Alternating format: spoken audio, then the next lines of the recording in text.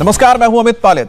प्रधानमंत्री नरेंद्र मोदी ने आज उत्तर प्रदेश को पूर्वांचल एक्सप्रेसवे की सबसे बड़ी सौगात दे दी है। प्रधानमंत्री मोदी ने 341 किलोमीटर लंबे एक्सप्रेसवे को जनता को समर्पित कर दिया है और प्रधानमंत्री मोदी ने जमकर तारीफ की सीएम योगी आदित्यनाथ की और उनके काम की, क्योंकि 36 महीने के अंदर यह तैयार हो गया है 341 किलोमीटर का देश का सबसे लंबा एक्सप्रेसवे। और अब से थोड़ी देर में आपको बताएं, जहां पर इस वक्त आप प्रधानमंत्री मोदी को देख रहे हैं, यहीं पर ही जो इमरजेंसी एयरस्ट्रिप तैयार हुआ है, इस पर लड़ाकू विमान लैंड करेंगे, कुछ टचडाउन भी करेंगे। इसमें कौन कौन से विमान होंगे उसके बारे में हम आपको बताते हैं। इसमें आप देखेंगे Su-30 MKI, इसके अलावा मिराज 2000, इसके साथ ही आप देखेंगे यहां पर जैगुआर को, और हो सकता है कि यहां पर आप कुछ और विमानों को भी देख पाएं। बात करेंगे हमारे संवाददाता मनीष प्रसाद से, जो लगातार हमें वहां से अपडेट दे रहे हैं। मनीष, और कितना वक्त लगेगा जिसका इंतजार सभी को है और प्रधानमंत्री को भी? देखिए, अब से कुछ देर बाद अमित, यहां पर सबसे पहले मिराज, फिर जैगुआर्स और Su-30 फाइटर एयरक्राफ्ट टचडाउन करते हुए लैंड करेंगे। AN-32 से भारतीय वायुसेना के गरुड़ कमांडोज वो अपनी ऑपरेशनल कैपेबिलिटी दिखाएंगे। ठीक सामने यहां पे जहां मंच है, वहां पर जहां प्रधानमंत्री नरेंद्र मोदी हैं, साथ में यहां की गवर्नर आनंदीबेन पटेल, उसके बाद Yogi Adityanath, chief of defence staff general Bipin Rawat, air chief marshal, air force chief marshal Chaudhary, और उसके बाद सेंट्रल एयर कमांड, जिसने ये पूरा एयर स्ट्रिप बनाने के लिए सबसे ज्यादा महत्वपूर्ण भूमिका निभाई है, खासतौर पर ग्रिड इंफ्रास्ट्रक्चर जिन्होंने इसे तैयार किया है उत्तर प्रदेश गवर्नमेंट के साथ मिलकर, इसकी लेंथ, विड्थ और उसके अलावा जो पैरामीटर्स हैं उसको मैच करने के लिए एयर मार्शल RJS कपूर, इनकी एक अहम भूमिका रही है। और यही वजह है कि अब ये पूरी तरीके से बनकर तैयार हो चुका है। 3.2 किलोमीटर का ये पूरा जो एक्सप्रेस वे है और उसकी ये जो एयर स्ट्रिप है, ये 3.2 किलोमीटर की है, 341 किलोमीटर का। जी बिल्कुल मनीष, तो एक बार आपको बता देते हैं कि जैसा मनीष बता रहे हैं, अब से थोड़ी देर में यहां पर विमानों का आना शुरू हो जाएगा। प्रधानमंत्री मोदी भी खुद इसी एक्सप्रेसवे पर जो इमरजेंसी लैंड फैसिलिटी तैयार की गई है, लैंडिंग फैसिलिटी, वहां पर C-130 हरक्यूलिस विमान से उतरे थे।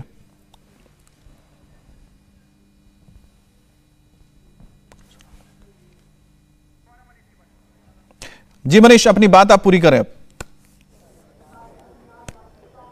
अमित, प्रधानमंत्री नरेंद्र मोदी C-130J हरकुलिस से उतरे और उतरने के साथ यहां पर उनका अभिवादन किया गया। लेकिन ये C-130J हरकुलिस इसलिए भी बहुत महत्वपूर्ण हो जाता है, ट्रुप मूवमेंट, करीबन 35,000 kg का लोड ये ले जाने की इसकी क्षमता है। उसके अलावा 62 से करीबन 70 के लगभग जो ट्रूप्स हैं, वो पूरे बैटल लोड यानी 16 kg के बैटल लोड के साथ ये आसानी से ट्रुप मूवमेंट के लिए इसका इस्तेमाल किया जाता है। लाइन ऑफ एक्चुअल कंट्रोल से लेकर लाइन ऑफ कंट्रोल तक इसकी मूवमेंट लगातार है। और आपको ध्यान होगा, अफगानिस्तान से जो भारतीय थे या फिर वहां पर जो लोग फंसे हुए थे, उनको लाने में एक अहम भूमिका निभाई। और इसीलिए सिंबॉलिकली प्रधानमंत्री भारतीय वायुसेना के ट्रांसपोर्ट फ्लीट का जो ये एयरक्राफ्ट है, उसकी ऑपरेशनल कैपेबिलिटी दिखाते हुए यहां पर पहुंचे इसी C-130J से। और सिंबॉलिकली हम आपको बता दें, इसमें मिराज और जैगुआर जो है, वो जिसका जिक्र लगातार किया जा रहा है, मिराज और जैगुआर दासो कंपनी ने तैयार किया है, वही दासो कंपनी जिसका रफाल है। और इसीलिए जो 3.2 किलोमीटर का सुल्तानपुर इलाके के अंदर ये जो पूरा एयर स्ट्रिप तैयार किया गया है, उसमें इस बात का ध्यान रखा गया, लाइन लेंथ, उसके अलावा जो विड्थ है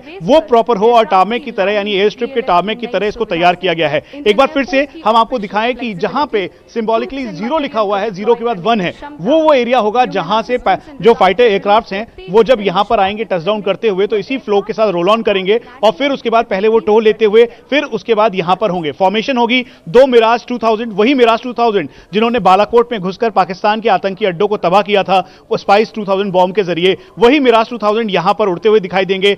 और जो टाइगर और साथ में बैटल एक्सेस स्क्वाड्रन के ये मिराज 2000 है। उसके अलावा जैगुआर्स, जो कि डीप पेनिट्रेशन स्ट्राइक रोल में हमेशा भारतीय वायुसेना के एक गेम चेंजर के तौर पर रहे हैं। इस समय करीबन 50 की संख्या में भारतीय वायुसेना में वो शामिल हैं और आने वाले समय में वो फेज आउट होंगे, जो जिसकी भूमिका के तौर पर तेजस या फिर बाकी जो फाइटर एयरक्राफ्ट हैं वो लेंगे। लेकिन जैगुआर सिंबॉलिकली इसलिए भी इंपॉर्टेंट है क्योंकि कारगिल का युद्ध हो या फिर उसके बाद की भूमिका निभाने में इसका बहुत इंपॉर्टेंट रोल रहा है। और साथ में कॉम्बैट एयर पेट्रोल के तौर पर ये लगातार फ्लाई करता रहा है एयर सुपीरियरिटी के तौर पर।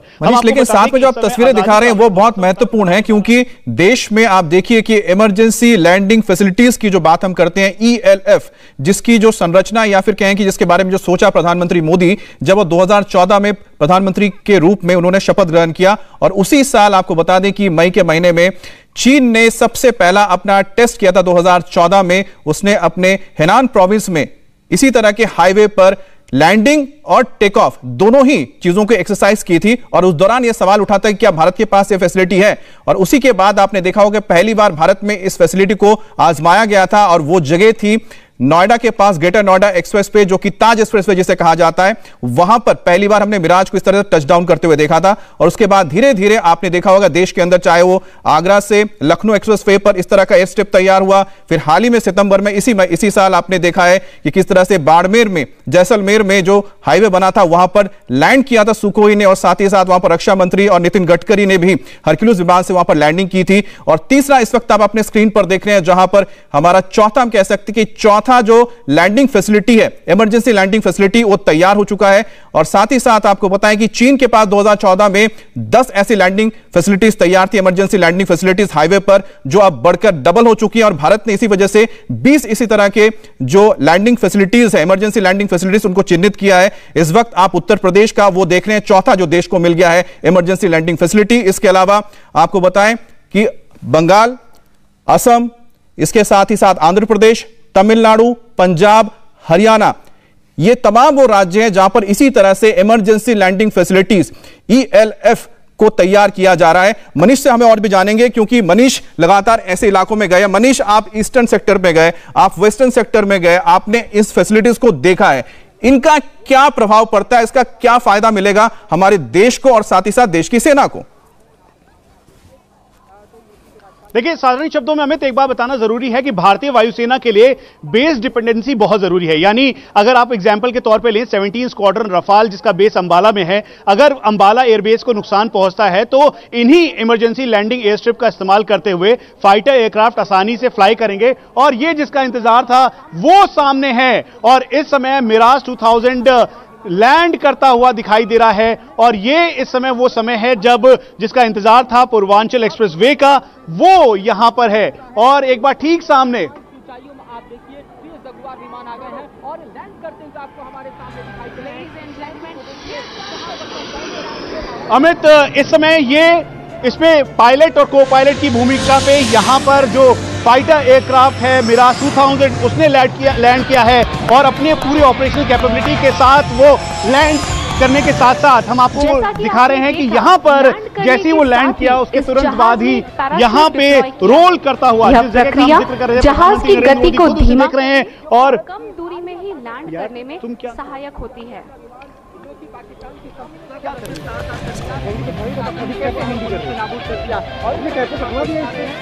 पहला विमान जो कि मिराज 2000 यहां से गुजरता हुआ आपको दिखाई दे रहा है। तो आपने देखा कि जिसका इंतजार था, मिराज 2000 विमान 80 के दशक में भारत में शामिल हुआ था। अब यह भारत का एक बहुत ही महत्वपूर्ण अटैक विमान है जिसके जरिए आप डीप पेनिट्रेशन कर सकते हैं, यानी कि दुश्मन के इलाके में जाके आप डीप पेनिट्रेशन करके हमला कर सकते हैं। मनीष, इसके बारे में और बताइए, क्योंकि बालाकोट में भी इसका इस्तेमाल हुआ था मिराज 2000 का और करगिल वॉर में भी इसने बहुत अहम भूमिका निभाई थी। अमित, मिराज 2000 का जब भी जिक्र होगा तो उसके साथ साथ जो ऑपरेशनल कैपेबिलिटी को देखते हुए मिराज 2000 की भूमिका बालाकोट एयर स्ट्राइक में सबसे ज्यादा जरूरी थी, क्योंकि उसी स्पाइस 2000 बॉम्ब के जरिए उसने बॉम्बिंग की। और आप एक बार फिर से देखें तो एयर स्ट्रिप पर, टामेक पर एक बार फिर से प्रधानमंत्री जिस मंच के सामने बैठे हैं ठीक उसी के सामने से अब यहां से वो क्रॉस करता हुआ दिखाई देगा।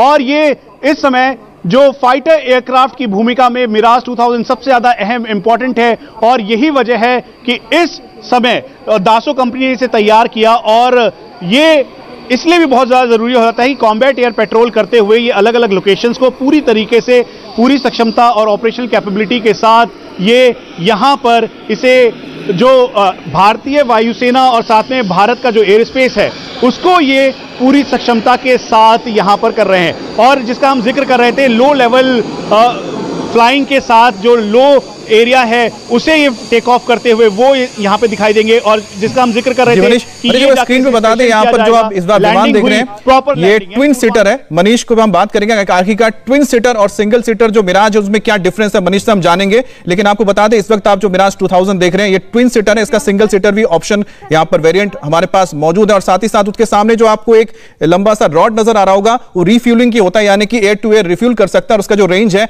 बढ़ जाता है। इसमें आप ड्रॉप टैंक्स भी लगा सकते हैं एक्स्ट्रा, तो रेंज बढ़ाने के लिए, यानी कि डीप पेनिट्रेशन का हम जो जिक्र कर रहे हैं। आपको बता दें कि इसका जो मुकाबला है मिराज 2000 का, वो पाकिस्तान के पास जो मेन उसका अगर हम कह सकते हैं F-16 उसके पास है, JF-17 उसके पास है, लेकिन उसके बाद सबसे बड़ा जो उसके बाद तादाद है विमानों का वो मिराज का है। लेकिन उसके जो मिराज है भारत के मुकाबले थोड़े हम कह सकते हैं कि पुराने हैं। भारत का जो अपग्रेडेड ज्यादा यहां पर मिराज 2000 है जो उससे काफी बेहतर है। मनीष, मिराज 2000 पाकिस्तान के पास भी है, लेकिन हमारे जो मिराज है उनसे कई ज्यादा एडवांस है। किस तरह से? देखिए, मिराज 2000 इसे हाईली इक्विप्ड किया गया है। इसमें इजराइल के स्पाइस 2000 बॉम्ब को लगाया गया और फिर उसके बाद deep penetration strike role capacity के साथ इनको अलग अलग जगहों पर डिप्लॉय किया गया है। और यही वजह है कि एक इंपॉर्टेंट भूमिका में है। जब मिराज 2000 को यहां भारतीय वायुसेना के बेड़े में शामिल किया गया था, तब से लेकर अभी तक कई सारे मॉडर्नाइजेशन और साथ में इक्विपमेंट फिट किए गए ताकि इसको और बहुत प्रिसाइज किया जाए। इसीलिए इसमें लेजर गाइडेड बॉम्ब्स लगाए गए, उसके अलावा जीपीएस लोकेशन वाले बॉम्ब्स इसमें इस्तेमाल किए गए। और यही वजह है कि इस समय सिंबॉलिकली ये बहुत ज्यादा जरूरी है बताना कि मिराज 2000, जिसकी आपको ध्यान होगा कि जब इंडिया टीवी ने ग्वालियर एयरबेस से इनको दिखाया था, जिसमें टाइगर स्क्वाड्रन, बैटल एक्सेस और वॉलपैक थी, जिन्होंने दूसरी जगह जाके यानी पाकिस्तान के बालाकोट को पूरी तरीके से बॉम्ब किया था, आतंकी अड्डों को, तो एक अहम भूमिका के रोल में मिराज 2000 ये थे। और इस समय भारतीय वायुसेना के जो फाइटर बेड़ा है उसमें एक बहुत ही इंपॉर्टेंट और स्ट्रेटेजिक तौर पर इसका इंपॉर्टेंस भी बढ़ता है। अब आप देखें, जैसे ही मिराज 2000 ने यहां पर लैंडिंग की, उसके तुरंत बाद ही जो सामने भारतीय वायुसेना के चीफ थे वो प्रधानमंत्री को कुछ बता रहे थे। उसके बाद प्रधानमंत्री नरेंद्र मोदी ठीक सामने वहां पे गवर्नर आनंदीबेन पटेल के साथ थे और साथ में चीफ ऑफ डिफेंस स्टाफ थे। वो भी उनको बता रहे थे उनकी कैपेसिटी के बारे में, ऑपरेशनल कैपेबिलिटी के बारे में मिराज 2000 के। तो ये जिक्र दरअसल ये बताता है कि इस समय भारतीय वायुसेना अपने पूरे दमखम के साथ जो टू फ्रंट वॉर का सिनेरियो है उससे निपटने के लिए पूरी तैयार है, जैसा कि एयर चीफ मार्शल चौधरी ने भी इस बात का जिक्र किया था। अब एयर स्ट्रिप क्यों? दरअसल ये इमरजेंसी लैंडिंग एयर स्ट्रिप यहां पे जैसे सुल्तानपुर में 3.2 किलोमीटर की अमित, उसी तरीके से 19 और एयर स्ट्रिप तैयार की जा रही है जहां पे अलग अलग जगहों पर इसको किया जाएगा कि अगर एयरबेस पर बेस डिपेंडेंसी होने के साथ साथ अगर कहीं से भी कोई नुकसान पहुंचता है तो उसको किया जा सके। एक बार फिर से आप देखें तो अब दूसरा फाइटर एयरक्राफ्ट यहां पर लैंड कर रहा है और यह बताता है कि जो स्पीड है, हम आपको बता दें कि जैगुआर की मैक्सिमम स्पीड करीबन 1.8 मैक के लगभग की है, लेकिन उसके बावजूद भी ये बिल्कुल लो लेवल फ्लाइंग करते हुए अपनी मिनिमम स्पीड के साथ यहां पर लैंड कर रहा है। और इसीलिए जैगुआर, मिराज, उसके बाद Su-30 फाइटर एयरक्राफ्ट को यहां पे लैंड करना है। AN-32 मैं देख पा रहा हूं, AN-32 लैंड करने जा रहा है, तो ट्रांसपोर्ट विमान भी इस पर लैंड कर सकते हैं। और AN-32 लैंड हो रहा है और ये देखिए अमित, जिसका हम जिक्र कर रहे थे, AN-32 अब इस समय इस ठीक एक्सप्रेस वे पर लैंड कर चुका है और लैंड करने के साथ साथ ये एक बहुत ही एस भारतीय वायुसेना का ट्रांसपोर्ट एयरक्राफ्ट है AN-32 और ये यहां पर लैंड हो चुका है। और ये भी इसकी इंपॉर्टेंट भूमिका है क्योंकि अलग अलग ऑपरेशंस में AN-32 के जरिए 10,000 15,000 फीट से चाहे गरुड़ कमांडोज हो या भारतीय सेना के पैरा कमांडोज, वो कई बार वो अपनी ऑपरेशनल कैपेबिलिटी दिखाने के लिए वहां से पैरा जंप कर चुके हैं। इसीलिए ठीक सामने वो जो एरिया है वहां से उसे टर्न करते हुए दिखाई दे रहा है। और ये AN-32 एक तरीके से भारतीय वायुसेना के ट्रांसपोर्ट फ्लीट का एक एस एयरक्राफ्ट है जो कि ट्रूप मूवमेंट, लॉजिस्टिक सप्लाई, उसके अलावा आर्म्स, एम्युनिशंस, मेडिसिन के सप्लाई के लिए, चाहे वो लाइन ऑफ एक्चुअल कंट्रोल हो, लाइन ऑफ कंट्रोल हो या फिर दूर दराज इलाके हो या फिर उसके बाद जो बेसेस हैं वहां तक पहुंचाने में इनकी अहम भूमिका रही है। इसीलिए इस ऑपरेशनल कैपेबिलिटी को दिखाते हुए 3.2 किलोमीटर के इस एयर स्ट्रिप पर यह बताना जरूरी था कि जहां फाइटर्स यहां पे आसानी से लैंड कर सकते हैं शॉर्ट टर्म 3.2 किलोमीटर के इस रेंज में, तो वहीं जो ट्रांसपोर्ट एयरक्राफ्ट हैं वो भी यहां पर लैंड कर सकते हैं। ट्रांसपोर्ट का जिक्र कर रहे हैं, ट्रांसपोर्ट एयरक्राफ्ट की बस मैं जानना चाहता हूं आपसे, अगर क्योंकि यहां पर हमने हरक्यूलिस को उतरते देखा, AN-32 को भी देख लिया जो हमारे हैं, क्या IL-76 और ग्लोब मास्टर भी क्या उतर सकते हैं? ये उस हिसाब से बना हुआ है क्या? स्ट्रिप जो है वो लैंड कर चुका है। सामने प्रधानमंत्री जो है वो मुख्यमंत्री और राज्यपाल के साथ जो है भारत के उस शक्ति प्रदर्शन को देख रहे हैं जो कि जाहिर तौर पर दुनिया को इस बात का एहसास दिखा रहा है कि अब। तो इस वक्त आप देख रहे हैं AN-32 ये ट्रांसपोर्ट विमान है भारतीय वायुसेना का, इसने भी यहां पर लैंड किया है। इससे पहले हमने देखा था कि इससे जो सबसे बड़ा विमान जिसने आज लैंडिंग यहां पर की है वो है हरक्यूलिस 130J। और जिसमें प्रधानमंत्री मोदी खुद सवार थे और प्रधानमंत्री मोदी ने खुद यहां पर लैंड करके इस पूर्वांचल एक्सप्रेसवे का उद्घाटन किया है। देखिए कितना अद्भुत संयोग है कि एक ऐसा एक्सप्रेसवे, अब तक हम सुनते थे कि हाईवे का मतलब क्या होता है कि जहां पर गाड़ियां दौड़ती हैं, गाड़ियां चलती है, लेकिन आज आप देखिए कि देश में ऐसे हाईवे बन रहे हैं जिसमें ना सिर्फ गाड़ियां दौड़ती है बल्कि हवाई जहाज भी इस पे उतरते हैं। उसका सबसे बड़ा एग्जाम्पल या कहते हैं उदाहरण आज देखने को मिला जब प्रधानमंत्री ने खुद इसी हाईवे पर लैंड किया। यानी कि डुअल पर्पस यहां पर देखिए कि एक ऐसा इंफ्रास्ट्रक्चर तैयार हो रहा है जिसका दो इस्तेमाल होते हैं। इसको विमान के लिए भी इस्तेमाल किया जा सकता है और आमतौर पर आम लोग इसमें गाड़ियां भी दौड़ा सकते हैं। और तस्वीर आप देखिए AN-32 यानी कि इंडियन एयरफोर्स के जो दो प्रमुख ट्रांसपोर्ट एयरक्राफ्ट हैं, ये मीडियम एयरक्राफ्ट हैं जिसमें AN-32 आता है और उसका सबसे बड़ा जो हमने प्लेन देखा था अभी हरक्यूलिस देखा था, उसने भी यहां पर लैंडिंग की थी। मनीष, AN-32 देख लिया, हरक्यूलिस को भी हम देख चुके हैं, क्या जरूरत पड़ने पर यहां पर IL-76 और ग्लोब मास्टर भी उतर सकते हैं क्या? और ये दुश्मन के खेमे को पूरी तरीके से ध्वस्त करने की काबिलियत के साथ ये गरुड़ कमांडोज अब पोजीशन ले रहे हैं। दरअसल AN-32 से इस समय भारतीय वायुसेना के गरुड़ कमांडोज अपने स्पेशल ऑपरेशंस को पूरी तरीके से दिखा रहे हैं कि जिस तरह से अगर देश की सुरक्षा के लिए खासतौर पर लाइन ऑफ एक्चुअल कंट्रोल से लेकर लाइन ऑफ कंट्रोल तक या फिर दुश्मन के खेमे में पूरी तरीके से घुसकर उनको तबाह करने की काबिलियत के साथ ये गरुड़ कमांडोज अब AN-32 से दो की फॉर्मेशन में उतरे और फिर उन्होंने पोजीशन ली चारों तरफ। आप देखें तो उनके पास इस समय जो उनके आधुनिक वेपन के तौर पे टेवॉर वेपन है, उसके अलावा 16 kg का बैटल लोड है, वो अपनी कैमोफ्लेज ड्रेस में उसके साथ साथ उसी बैटल लोड के साथ वो आगे की तरफ मूव कर रहे हैं। दो की फॉर्मेशन में है, वही एक एक करके AN-32 से वो नीचे की तरफ उतर रहे हैं और उतर के इस पोजीशन को ले रहे हैं। दरअसल ये बताना जरूरी है कि सिंबॉलिकली इसका महत्व इसलिए भी बहुत ज्यादा बढ़ जाता है कि इस समय भारतीय वायुसेना अलग अलग बेस से इंटर बेस ऑपरेबिलिटी के साथ अलग अलग लोकेशन से फ्लाई कर सके, ऑपरेशनल कैपेबिलिटी दिखाते हुए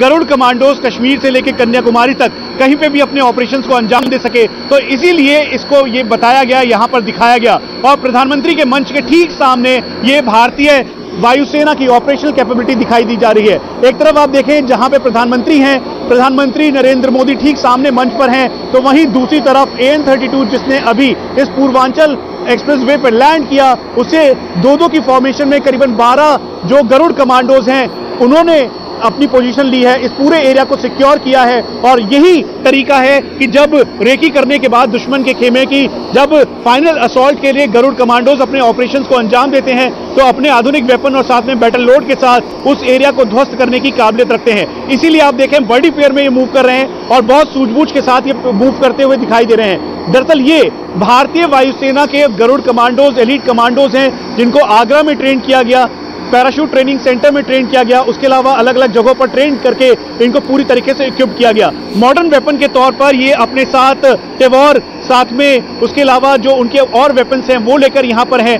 ये नहीं बल्कि हम आपको ये भी बता दें कि आपने पहले तस्वीर देखी होगी लद्दाख में जो अभी एक्सरसाइज हुई चांगथांग में, इन्हीं गरुड़ कमांडोज ने करीबन 10,000 से लेकर 12,000 फीट की हाइट से छलांग लगाई, जहां पे तापमान -20 डिग्री था। तो वहां पर भी इन्हीं गरुड़ कमांडोज ने पूरा ऑपरेशनल कैपेबिलिटी दिखाई, जंप किया। और ये इस समय अपने इस एयर स्ट्रिप को सिक्योर करने की रणनीति के साथ जो गरुड़ कमांडोज हैं वो एक एक करके आगे की तरफ मूव कर रहे हैं। हमें टुवर्ड्स एंड यानी जहां पर ये इस एयर स्ट्रिप का एंड है उस पूरे एरिया को सिक्योर करने का ये पूरा ऑपरेशन है। और इसीलिए जहां एक तरफ गरुड़ कमांडोज वहां पर हैं तो वहीं दूसरी तरफ ये ऑल टेरेन व्हीकल ATV में इस समय, क्योंकि अलग अलग टेरेन है और ये ATV यानी ऑल टेरेन व्हीकल पे गरुड़ कमांडोज साथ में जिली सूट पहनकर यानी कैमोफ्लेज ड्रेस पहनकर, ताकि वो कहीं से भी लोकेट ना हो सके, वो आगे की तरफ निकले हैं। वहीं दूसरी तरफ देखिए अब AN-32 मूव करने लग गया है, लेकिन जहां एक तरफ AN-32 मूव कर रहा है अमित, तो वहीं दूसरी तरफ एक बार फिर से मैं आपको गरुड़ कमांडोज की तरफ ले जाता हूं जो बड़ी पेयर में आगे की तरफ मूव कर रहे हैं। और इस एयर बेस को सिक्योर करने का जो टास्क उनको मिला है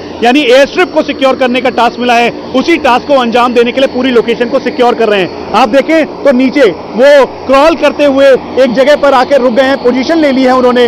और इसी पोजीशन के साथ जहां दो लोग टुवर्ड्स नॉर्थ यानी जो ये एयर स्ट्रिप है उसके दूसरी तरफ देख रहे हैं, तो वही जो बाकी लोग हैं वो धीरे धीरे आगे की तरफ जा रहे हैं। और ये पूरी पोजीशनिंग है भारतीय वायुसेना की।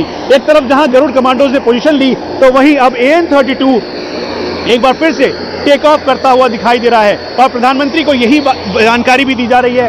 ठीक सामने एक बार फिर से AN-32 यहां से टेक ऑफ करेगा। 3.2 किलोमीटर का ये पूर्वांचल एक्सप्रेसवे का ये सुल्तानपुर के इस स्ट्रेच का ये रनवे है और आसानी से करीबन 1 किलोमीटर की दूरी पर ये टेक ऑफ करते हुए या फिर दोबारा से मूव करते हुए ये वापस टेक ऑफ करेगा।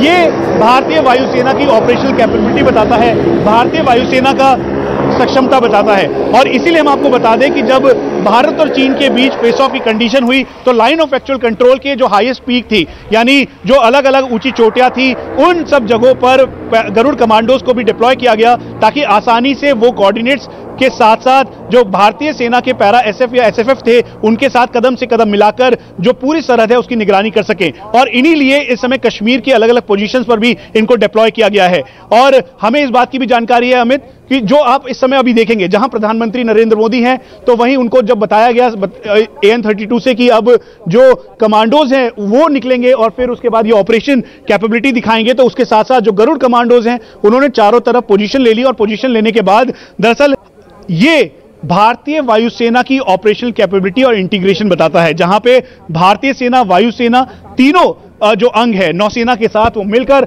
ऑपरेशंस करने में पूरी तरीके से सक्षम है। और जिसका हम जिक्र कर रहे थे अमित कि जैसे ही वो यानी ये डिपिक्ट किया गया कि ऑपरेशंस में जैसे ही भारतीय वायुसेना के गरुड़ कमांडोज को, इन कमांडोज को छोड़ा गया, उसके बाद AN-32 अब दोबारा से रेडी है अपने फ्लाईवे कंडीशन के लिए यानी टेक ऑफ के लिए। और AN-32 की अहम भूमिका इसलिए भी है, चाहे high altitude area Daulat Beg Oldi हो या फिर उसके अलावा जो बाकी एरियाज हैं लाइन ऑफ एक्चुअल कंट्रोल से लेकर लाइन ऑफ कंट्रोल तक, वहां पर लॉजिस्टिक सप्लाई, आर्म्स, एम्यूनिशन और उसके अलावा ट्रुप मूवमेंट के लिए एक बहुत ही बड़ा गेम चेंजर है। ट्रांसपोर्ट फ्लीट का भारतीय वायुसेना का ये एक मेन एस एयरक्राफ्ट है और इसीलिए इसकी भूमिका बहुत अहम हो जाती है। हमें बताया गया कि चंडीगढ़ से जब इसने फ्लाई किया तो उसके बाद जो अलग अलग लोकेशंस हैं वहां पर जो ट्रुप मूवमेंट है, यानी इसके लिए कोई भी अलग से भारतीय वायुसेना ने जो एक्सरसाइज है या फिर रिहर्सल है वो नहीं की, बल्कि ऑपरेशंस एक्टिविटी के तहत ये काम किया गया ताकि अगर कहीं से भी कोई भी इमरजेंसी सिचुएशन होती है तो उसके लिए ये AN-32 गरुड़ कमांडोज पूरी तरीके से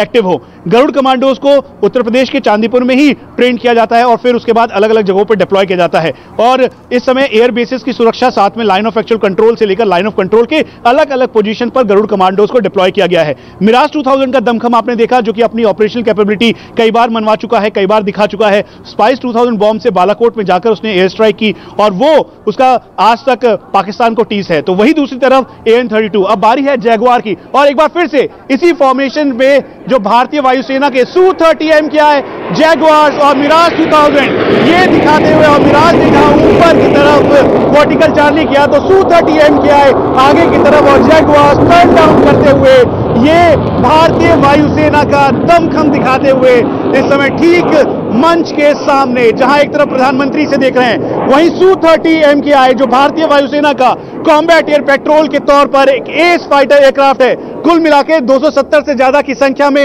ये भारतीय वायुसेना में शामिल है और ये सब भारतीय वायुसेना की ऑपरेशनल कैपेबिलिटी बताता है। हाल ही के दिनों में ब्रह्मोस को Su-30 में इंडक्ट किया गया है और इसे लगाने के बाद टाइगर शार्क स्क्वाड्रन की स्क्वाड्रन है। और वहीं जहां एक तरफ हम फाइटर विंग की बात कर रहे हैं तो वहीं दूसरी तरफ AN-32 अब इस रनवे से टेक ऑफ के लिए तैयार है। और यही है भारतीय वायुसेना का दमखम, जहां इस छोटे रनवे पे स्मॉल एरिया के अंदर 1 किलोमीटर के अंदर AN-32 पूरी तरीके से टेक ऑफ करता हुआ दिखाई दे रहा है। एक तरफ Jaguars, Miraj 2000, Su-30 fighter aircraft हैं तो वहीं दूसरी तरफ AN-32 ट्रांसपोर्ट फ्लीट जो है भारतीय वायुसेना का आर्म्स एम्यूनिशन सप्लाई के लिए जो as game changer troop movement के लिए है वो दिखाता हुआ दिखाई दे रहा है। और फिर गरुड़ कमांडोज अपने ऑपरेशनल कैपेबिलिटी दिखा रहे हैं। दरअसल इस समय सुल्तानपुर का ये एरिया पूरी तरीके से इंटीग्रेटेड बैटलफील्ड की तरह दिख रहा है, क्योंकि जहां पे फाइटर एयरक्राफ्ट एक एक करके यहां पर मैनोवर कर रहे हैं तो वहीं दूसरी तरफ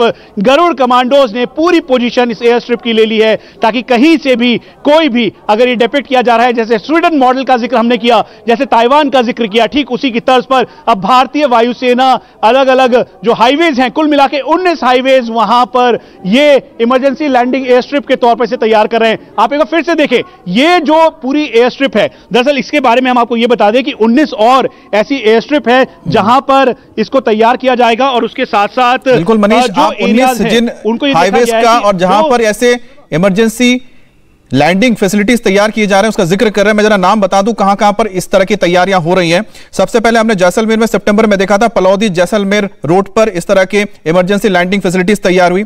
इसके बाद आपको बताएं कि खड़गपुर बालासोर रोड पर जो हाईवे तैयार हो रहा है पश्चिम बंगाल में, वहां पर ऐसे बनेंगे इमरजेंसी लैंडिंग फैसिलिटीज। इसके अलावा खड़गपुर केउंझर रोड पर भी इस तरह का तैयार किया जाएगा। पानागर में भी, पानागर केकेडी में भी इसी तरह से इमरजेंसी लैंडिंग फैसिलिटी तैयार होगी। चेन्नई यानी तमिलनाडु की बात करें और पुडुचेरी रोड पर भी इसी तरह से एक लैंडिंग इमरजेंसी लैंडिंग फैसिलिटी तैयार होगी हाईवे पर। आंध्र प्रदेश के नेल्लोर में ओंगलो रोड और ओंगले में भी और चिलका पेरुथ रोड पर भी यह तैयार किया जाएगा। हरियाणा की बात की जाए तो मांडी डवाली और ओधान रोड पर इसी तरह से इमरजेंसी लैंडिंग फैसिलिटी तैयार होगी। संगरूर पंजाब में भी इस तरह के लैंडिंग फैसिलिटीज तैयार की जा रही है। अगर हम बात करते हैं गुजरात की तो भुज नालिया रोड पर भी इसी तरह से तैयार होगा इमरजेंसी लैंडिंग फैसिलिटी। सूरत बरोडा रोड पर भी इसी तरह से इमरजेंसी लैंडिंग फैसिलिटी तैयार होगा। जम्मू कश्मीर के बनिहाल श्रीनगर रोड पर भी इसी तरह से इमरजेंसी लैंडिंग फैसिलिटीज तैयार की जाएंगी। ले न्योमा एरिया में भी इसी तरह से तैयार होगा। अब बात करते हैं असम की, बहुत इंपॉर्टेंट है क्योंकि बिल्कुल नॉर्थ ईस्ट का इलाका लगता है। जोरहाट और बाराघाट रोड पर तैयार होने जा रहा है इसी तरह का इमरजेंसी लैंडिंग स्ट्रिप। इसके अलावा शिवसागर, बागडोगरा, हाशीमारा रोड और हाशीमारा तेजपुर रूट पर भी और हाशीमारा गुवाहाटी रोड पर भी असम में इसी तरह से इमरजेंसी लैंडिंग फैसिलिटीज तैयार की जाएंगी। और अगर हम बात करते हैं ईस्टर्न सेक्टर की, मनीष आप तो अभी घूम के उधर से आए हैं, पूरे इलाके में इमरजेंसी आपने देखा है किस तरह के वहां पर हालात हैं, वहां पर कितनी जरूरत पड़ेगी और कितना फायदा होगा इस तरह के हाईवेज पर इमरजेंसी लैंडिंग फैसिलिटीज का नॉर्थ ईस्टर्न एरिया में? ब्रेक नहीं है मनीष, आपको आवाज मिल रही है? तो आपको बता दें कि इस वक्त आप जो स्क्रीन पर देख रहे हैं, अमित जी मनीष, मैं आपसे जानना चाह रहा था कि आप अभी जब गए थे अरुणाचल प्रदेश में, उस इलाके में करीब 5 से 6 इसी तरह के इमरजेंसी लैंडिंग फैसिलिटीज बनने जा रहे हैं, चाहे वो असम हो या फिर उसके आसपास के इलाकों में। कितना फायदा मिलेगा उसका तैयार जब हो जाते हैं तो? अमित, जिसका हम जिक्र कर रहे थे, दरअसल मैं आपका सवाल तो नहीं सुन पाया, लेकिन एक बार फिर से मिराज 2000 फ्लाई करता हुआ टचडाउन लैंडिंग करने के लिए यहां पर पहुंच चुका है। और ठीक सामने जहां एक तरफ एयर स्ट्रिप है तो वहीं दूसरी तरफ मिराज 2000 इस समय एक बार फिर से यहां पर टचडाउन कर रहा है, लैंड करने वाला है। और जिसका जिक्र हम कर रहे थे कि एक स्मॉल एरिया है, मतलब ये जो एयर स्ट्रिप है 3.2 किलोमीटर की मैक्सिमम जरूर है, लेकिन ये ऑपरेशनल कैपेबिलिटी भी भारतीय वायुसेना की बताती है, क्योंकि एक सीमित दूरी पर ये मिराज 2000 लैंड कर रहा है। और ये मिराज 2000 लैंड करते ही अपना ये जो पूरा ऑपरेशनल कैपेबिलिटी है वो दिखाता है।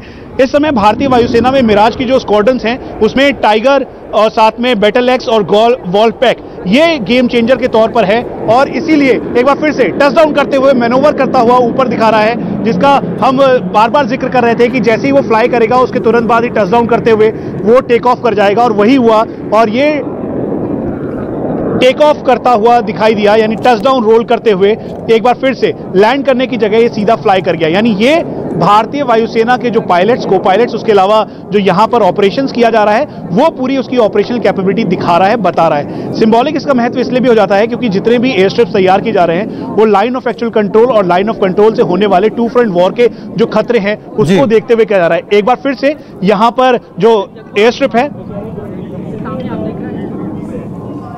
तो मनीष आपको ये तस्वीर लगातार हम तक पहुंचा रहे हैं सुल्तानपुर से, साथ ही साथ उन्होंने सारी चीजें बताई कि आखिरकार किस विमान का। अब देखिए टचडाउन हो रहा है जैगुआर, जी हां, ये जैगुआर डी फास्ट अटैक विमान है जिसने लैंड किया अभी यहां पर। जी हां, आप देख रहे हैं जैगुआर, पहले मिराज 2000 और अब आप देख रहे हैं जैगुआर। और जैगुआर की खास बात है कि जैगुआर न्यूक्लियर कैपेबल है, यानी कि ये न्यूक्लियर बम ले जाने में सक्षम है। इसने टचडाउन किया और एक बार फिर से रनवे से इसने टेक ऑफ कर लिया।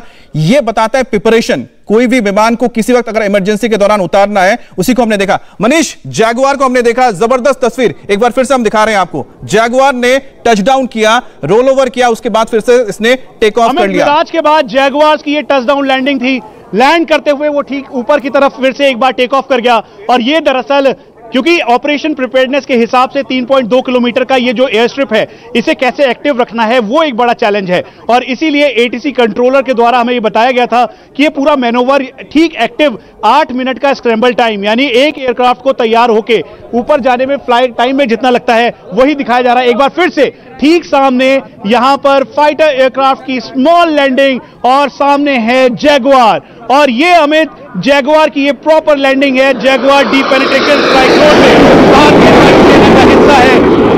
लैंड करते ही टचडाउन किया और एक बार फिर से एक्टिवली वो फिर से टेक ऑफ कर गया। यानी ये मैनोवर ड्रिल और साथ में ऑपरेशनल कैपेबिलिटी भारतीय वायुसेना की है ताकि एरिया की टो ली जाए और फिर उसके बाद ऑपरेशंस में पूरी एक्टिवली इसे पार्टिसिपेट किया जाए। हम जिसका जिक्र कर रहे हैं वो है आजादी का स्वर्णिम दिवस और आजादी का अमृत महोत्सव और 1971 का स्वर्णिम विजय दिवस। दरअसल उसे देखते हुए सिंबॉलिकली जैगुआर्स विमान की अपनी एक अहम भूमिका है।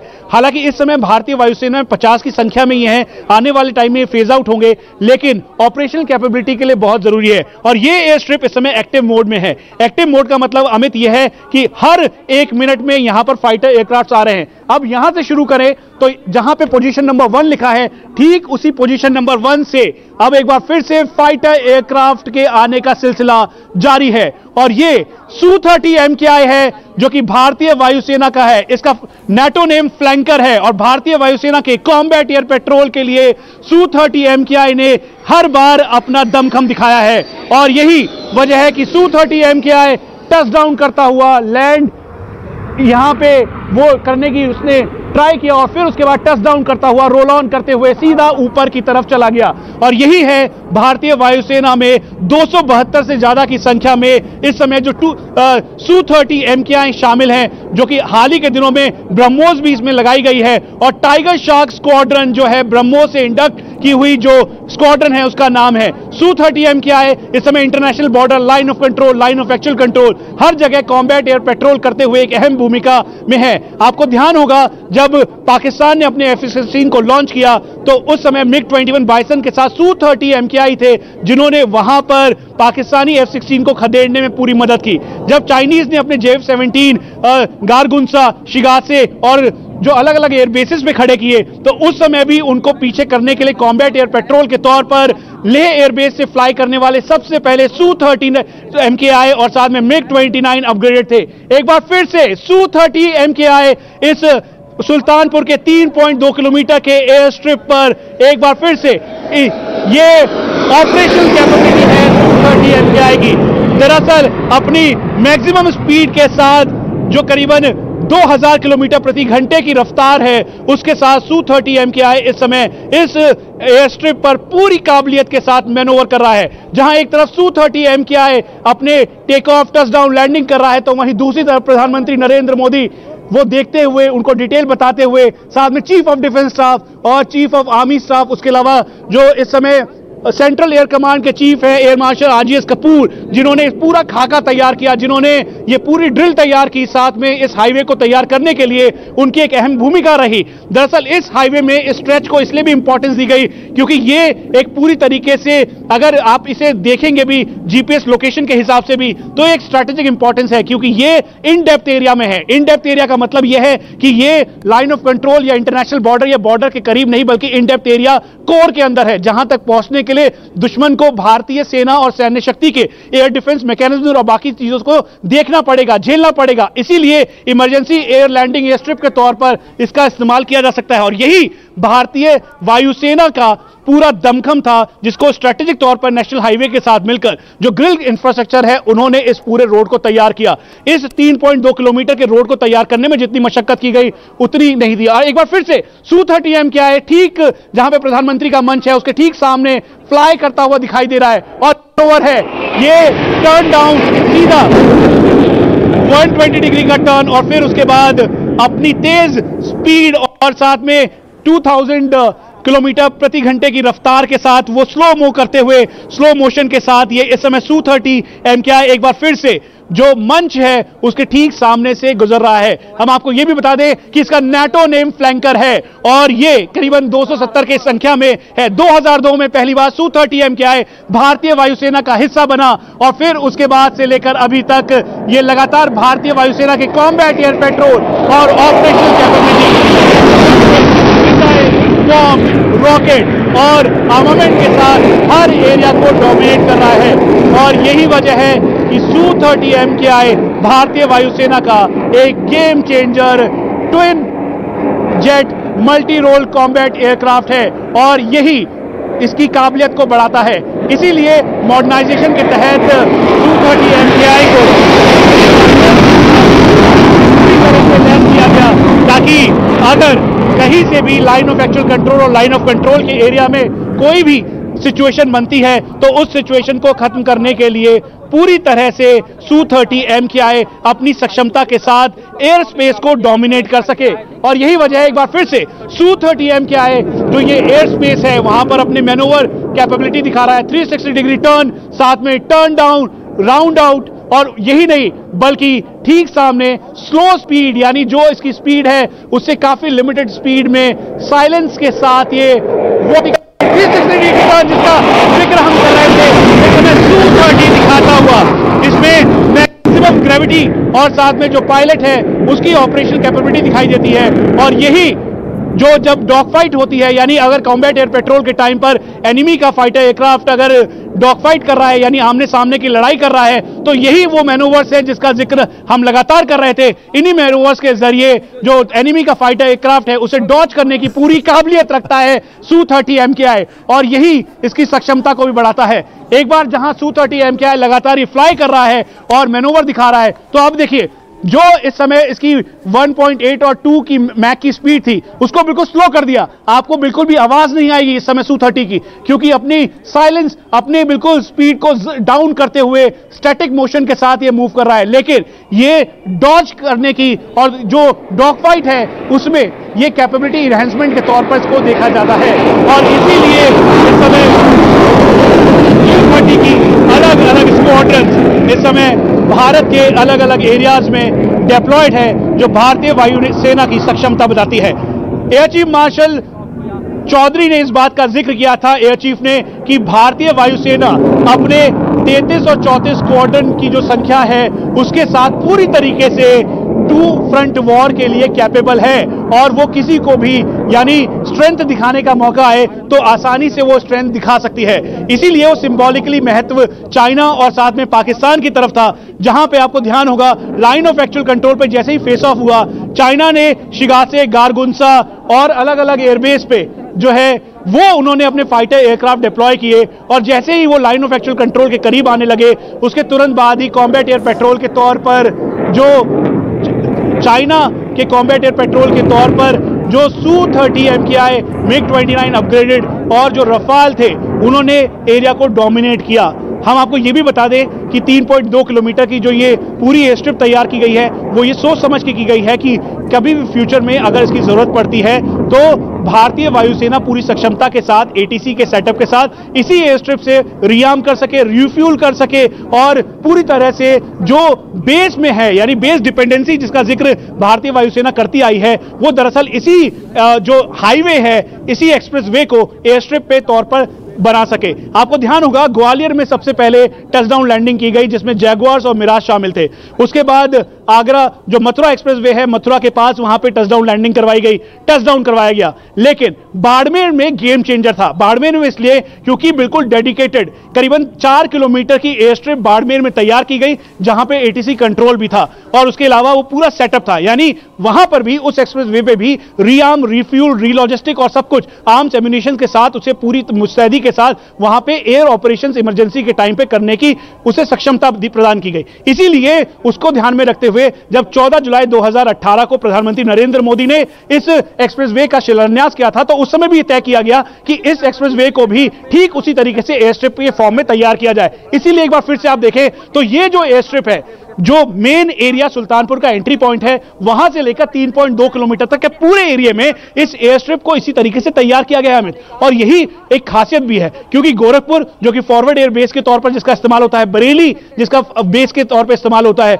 वहां पर भारतीय वायुसेना के जो स्ट्रेटेजिक एयर बेसेस हैं उनको सपोर्ट करने के लिए इसका होना बहुत जरूरी था। और भारतीय वायुसेना के इसीलिए सेंट्रल एयर कमांड को यह जिम्मेदारी सौंपी गई और जिसमें एयर मार्शल RGS कपूर की बहुत ही अहम भूमिका थी। एक बार फिर से आप देखेंगे तो यहां पर जो तैयारी है एयर ऑपरेशंस की वो की जा रही है। जो 19 के 19 जो एयरबेस तैयार किए गए हैं और जो एयर स्ट्रिप है जहां पर बनाई जा रही है हाईवे पे, और जिसका हम जिक्र कर रहे थे, मिराज क्योंकि लैंड कर चुका था नॉर्मली, और मिराज अब एक बार फिर से टेक ऑफ करने के लिए तैयार है। मिराज की खासियत यह है कि मिराज को दासो कंपनी ने तैयार किया है, वही दासो कंपनी जिसको रफाल ने तैयार किया है। स्पाइस 2000 बॉम्ब जब इसमें लगाए गए, जो कि हाईली प्रिसाइज बॉम्ब थे, इजराइल से लिए गए, और फिर उसके बाद इन बॉम्ब से बालाकोट का जो एरिया है उसे बॉम्ब किया गया, जो कि पाकिस्तान का आतंकी अड्डा था।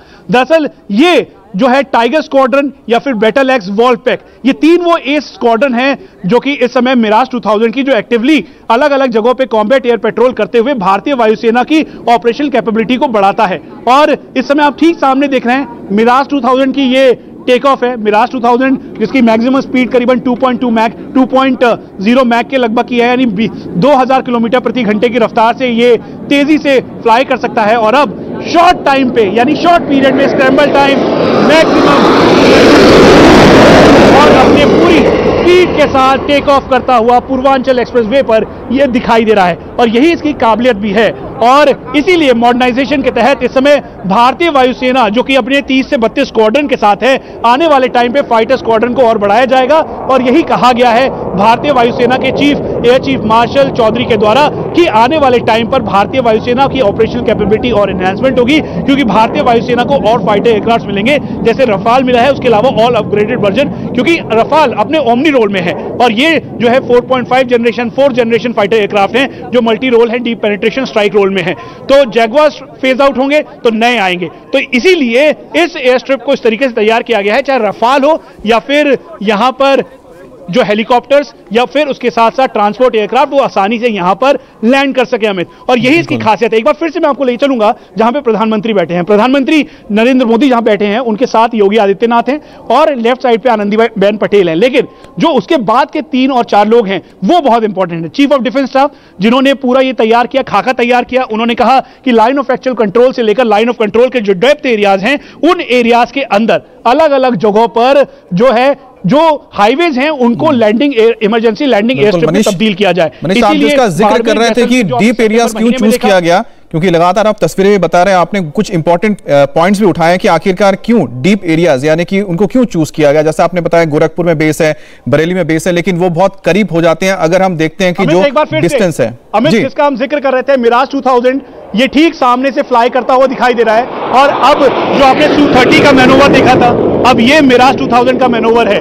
जहां पे आपने Su-30 का मैनोवर देखा था, और ठीक इस समय जहां पे प्रधानमंत्री है, उसके ठीक सामने से मिराज 2000 जो कि टाइगर, बैटल एक्सेस और वॉल्पैक स्क्वाड्रन का एक अहम हिस्सा है, अब वही फ्लाई करते हुए ठीक मंच के सामने से अलग अलग मैनोवर कर रहे हैं। और ये दरअसल इसकी ऑपरेशनल कैपेबिलिटी भी बताता है, और साथ में ये दर्शाता है कि भारतीय वायुसेना किसी भी तरीके से सिचुएशन को टेक ऑन करने के लिए तैयार है। एक तरफ जहां आकाश में मिराज 2000 है, तो हम आपको नीचे की तस्वीर भी जरूर दिखाएंगे जहां पे